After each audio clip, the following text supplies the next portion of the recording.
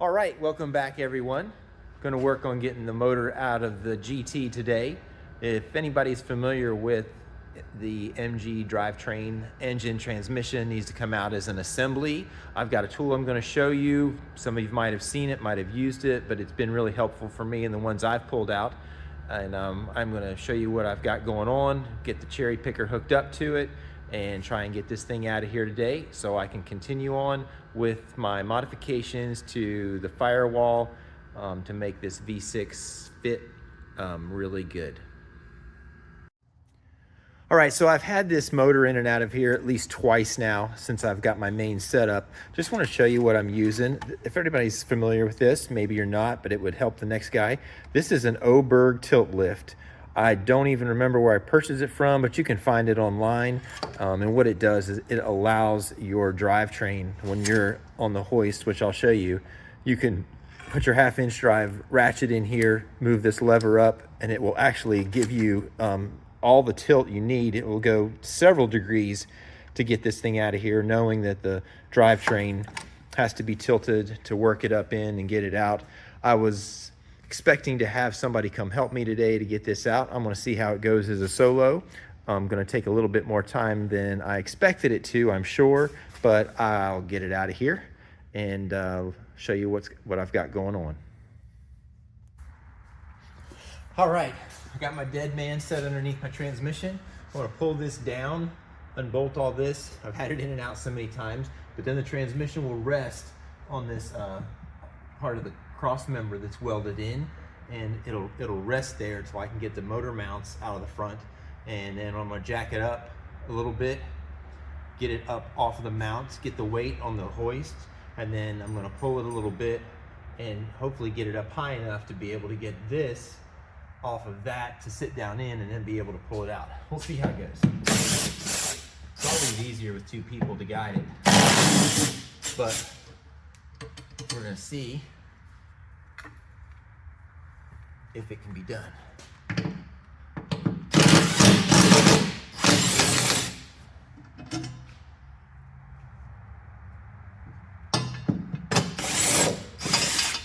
this out of the way.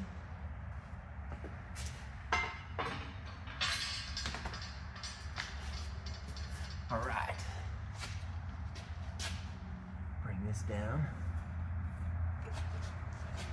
Let it rest.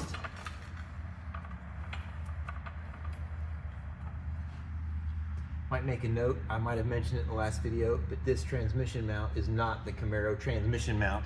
This actually comes in the kit. It makes it sit just a little bit lower, so you've got a little bit more clearance between the transmission and the tunnel.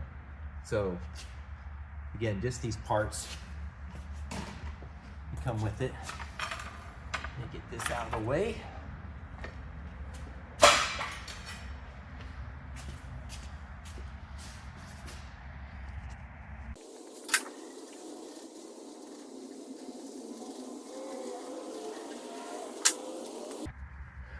Okay, got the cherry picker all hooked in, got my cable set, I got my 1/2-inch drive ratchet at the ready to put some tilt on this thing when I need to, and I got a little bit of tension on it just coming up off the mounts, so I'll get those nuts off there, try to get them broke free, and see if we can get this thing out of here. Okay, I got it suspended. It's sitting there, don't have the front mounts on it. They're all worked loose. I'm gonna get underneath the car, try and get that transmission pushed forward enough to clear that cross member.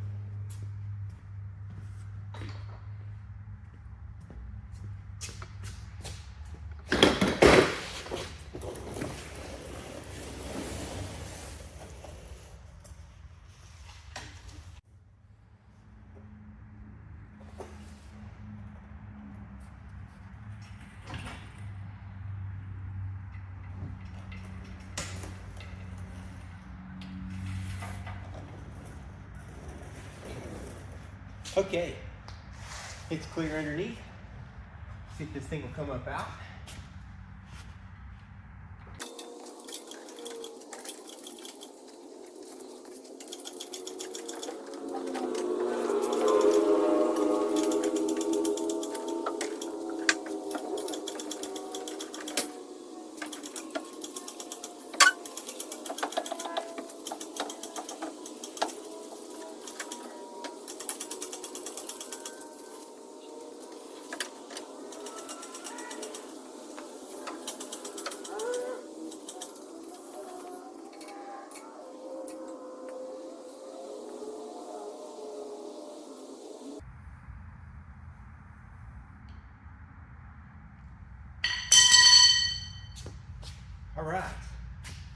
the ground.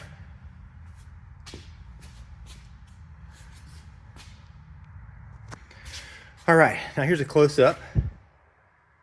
I've got these two marks right here. That was 1 and 2 where the bell housing bolts are sitting right up against the metal when it's sitting in there where it's supposed to be. Then I've got my relief where you can see where I've cut it before, and then I smashed the metal back right here so that I would get some relief from where the headers are. So I'm gonna do a little bit more in this area. I'm gonna do some framing and banging on these two places so that I don't have any issues with my bell housing bolts, the upper two bell housing bolts hitting the firewall. And I will cut this out for now. I don't think anybody wants to see or hear all the framing and banging that's gonna be going on. So I will get back to this when I've got some work done on it. Okay, made some noise. My choice of tools was an old kingpin. I can't even tell you how old this thing is. It was my great-granddad's. I found it in a bunch of his stuff, but it's a kingpin out of something, and it is a solid piece of metal. So I use it for a punch. That helps me to direct the blow of where I want to hit it, and of course, my little sledge. But I've got the reliefs pretty even on both of these, and I'm sure I've got it in enough on both of these. And once I get this all cleaned up, get all the paint off of it, smooth it out a little bit, those two dimples are about the same. I think I've got enough clearance. Came over here, cut some more out for more relief. I cut a pretty good slice out of this, and then I directed my blows and I worked this up through here. And I decided to go ahead and put a relief cut here so that this would fold easier against this. So I've got a little slice here. I took out more here, brought it all over, bent it up. I'll know when I get the motor back in if I've got the clearance I want for my headers, but I think I do. And so I'll grind this all up, weld this all back together, nice and clean, seam sealer of course, and we'll see how it does. All right, so here's the real trick. Can I get it back in the hole and set up by myself? The last two times I've done this, I've had help, but we'll see how it goes.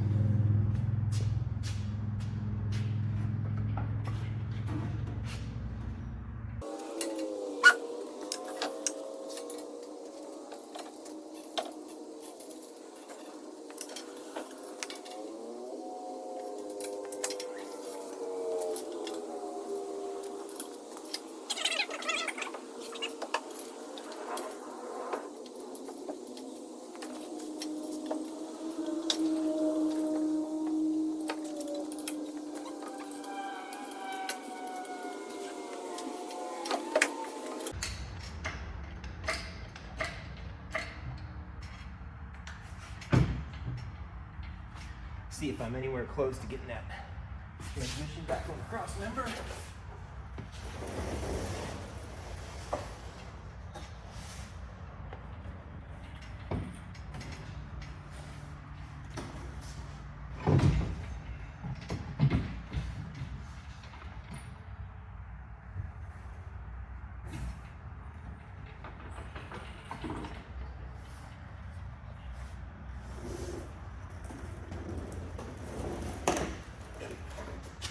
It's on.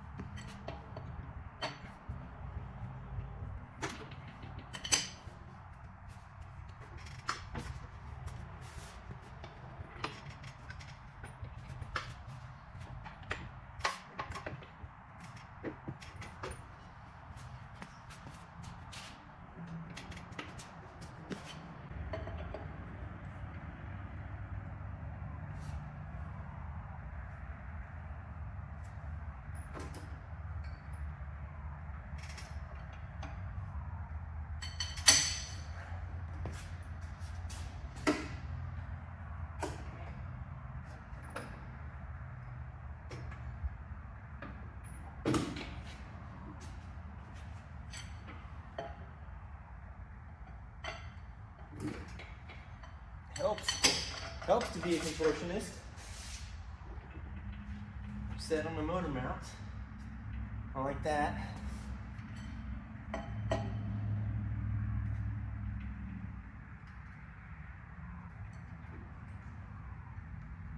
All right, that's down. I like that. Make sure it's secure.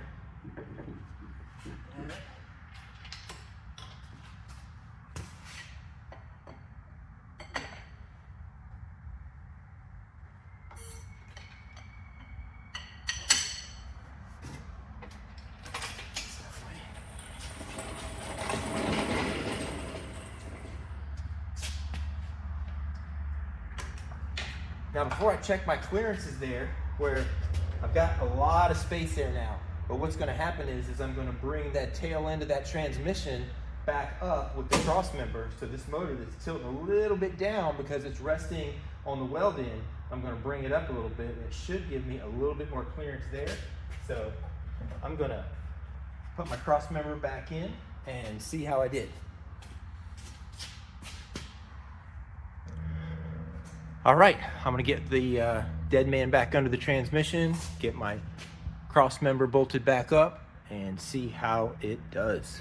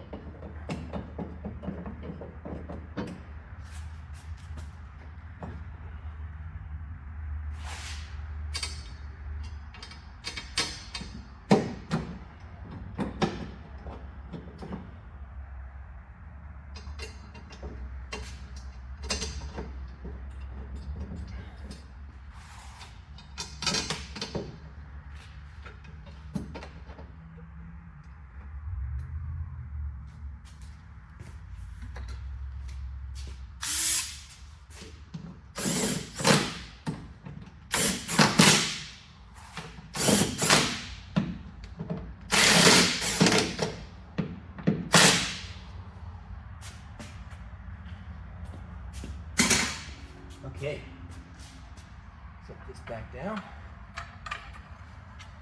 Get this out of here. Right where it needs to be.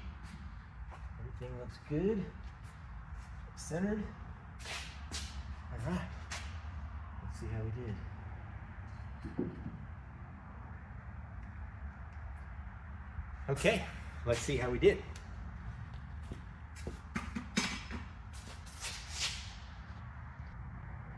All right, the moment of truth. How'd we do? If we look at, let me get a light.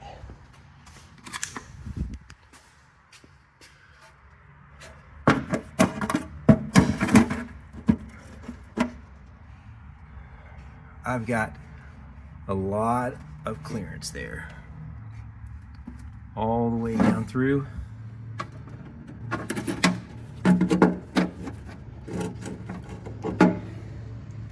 If you can see down in there, yeah, there's a good shot. And this motor went in a lot easier this time, I think, because I wasn't butting it up against the firewall. Those bolts were making contact pretty heavy when I went in the first two times. So I've got clearance on both those bell housing bolts. Looks really good there. I'm real happy with the clearance there. The header bolt against the firewall. The only thing I haven't inspected yet was my gas pedal clearance. Let's see how we did. Throw some light on it. How did we do? Maybe we did okay. Nope. Gonna have to make some modifications. Thought so. I was gonna have to get the crush out of that. But you know what? I got a plan for this. So I'm not too concerned about it. But I Gotta have gas pedal travel. Anyways, we'll keep on trucking. All right, I am really happy to get that done. Actually, now my next thing will be to get this motor completely out of there. I can confidently say that I've probably done all the metal modifications for the motor install, so that makes me happy. And I can pull the motor out now and start tearing it apart, going through the motor, going through the transmission. Again, because this car had 200,000 plus miles on it when I pulled it out of the Camaro, so I'm not going to put some worn out stuff into what I'm going to do with this car. But hey, I'm making progress, and that's what counts. Patience. I tell my guys in the shop, when we're doing stuff like this, gotta have patience. If you don't have the patience to take it apart, put it back together, it's not going to come out the way you want it, and you're going to shortcut something, you're going to try and rush through it, and it's not going to be what you want. So patience is the key to this kind of stuff. Yeah, I got a lot going on, but one more thing, I'll let you see what I'm going to dive into.